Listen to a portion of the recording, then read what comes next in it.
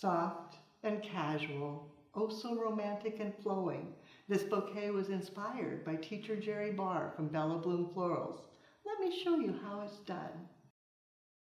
Most important, prepare everything ahead of time.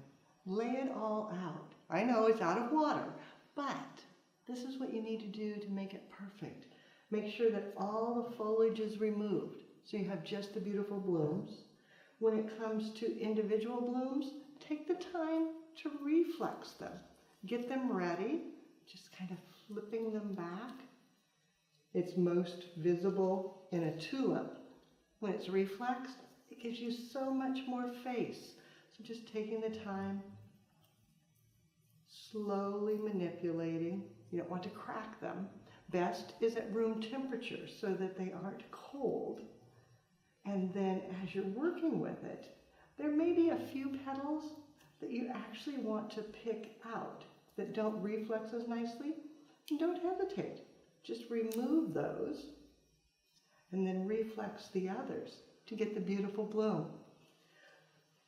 Same thing with lisianthus. Some you want buds, some you want to take the time to reflex, to get a little more color showing, to make them fabulous.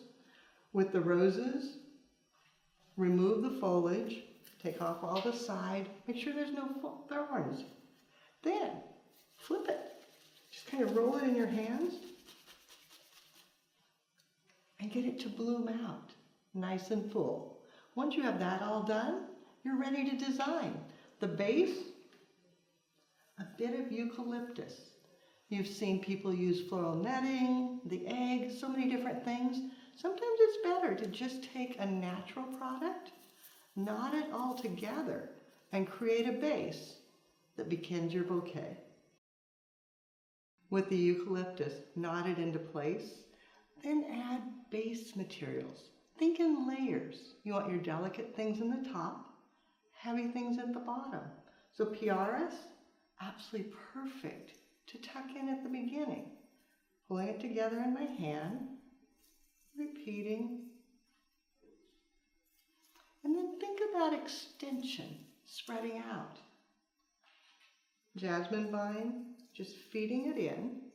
It can go below the eucalyptus bundle or through. It doesn't matter. Sort of depends on where you want it to end up. You can actually come down through the top,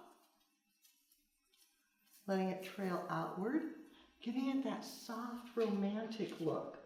Pulling everything together, some towards the back, and then out side to side. And when you've got it secured, you can take just a bit of bind wire and lash it together to make it easier as you move on.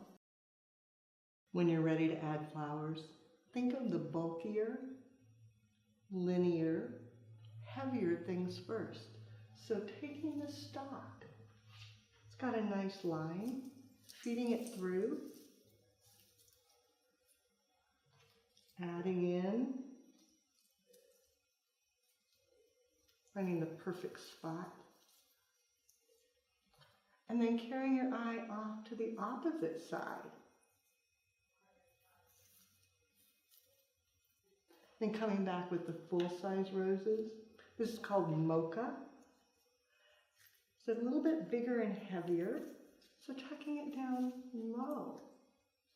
But if you take a second one and let it come out slightly above, giving you a little bit of depth to the design, feeding it through, finding the perfect hole, and shadowing it, one below the other. So more advanced school techniques, shadowing, grouping, creating line, and then thinking in layers. As you expand and enhance, not everything has to go through the center.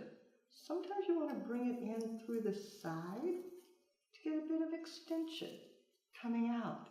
Then come back, add in additional materials, thinking about how you want it to come over, maybe a little bit taller, tucking it in.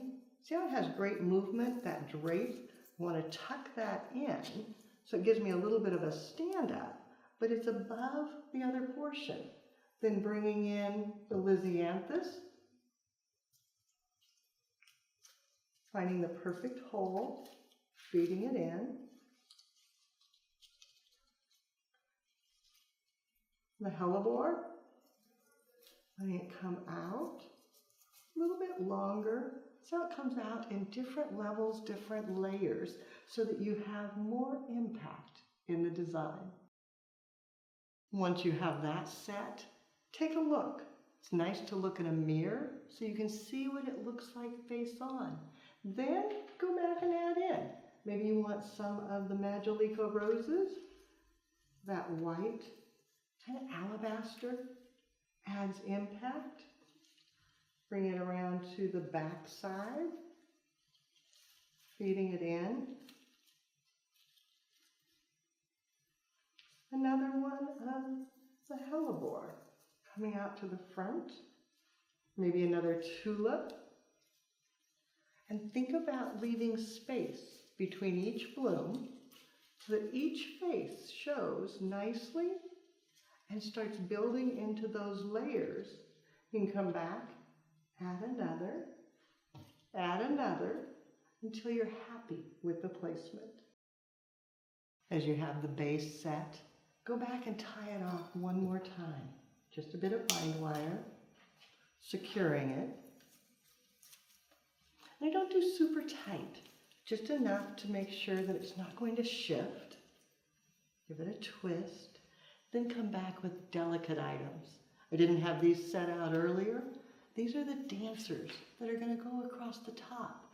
So you have your bouquet. You could stop, but it's nice to go back and just add a little bit more, feeding it in, letting it be a little bit longer,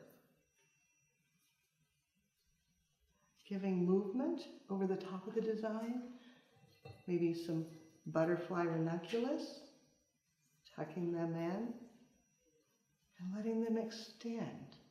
And then repeat with a few more blossoms. The recipe, super casual. You can always go back and add a little more jasmine vine to get even more draping. Adjust to get it to just what you want. If you remember, we started with eucalyptus tied into a ball that helped to separate everything, give us a base to begin with. Then we filled in with the pieris and the jasmine vine. Flowers, I had 2 stems of the white Majolica roses, 6 stems of the mocha rose, standard size, stalk 5, spreading out to create a line within the design. Eucalyptus was at the base, then I came back and added lisianthus, 3 stems tucked in throughout, 3 tulips that I reflexed. The orlea, ended up using 5 stems of orlea, so it spread out, giving me a little bit of an upper level. Hellebore, ended up with 4 stems tucked in, and then the lovely butterfly ranunculus, 1, 2, 3 stems tucked in. Soft, flowing, a little smaller. The romantic wedding bouquet is on trend. Yet there are so many different ones. You'll find more inspiration on our website, flowerschool.com. If you have questions, you can reach us through there. But now it's your turn. Gather a variety of your favorite flowers and design casually, soft and flowing. Be sure to take a picture, post it on social media, and hashtag Floral Design Institute. That way we all can see what you do as you do something you love.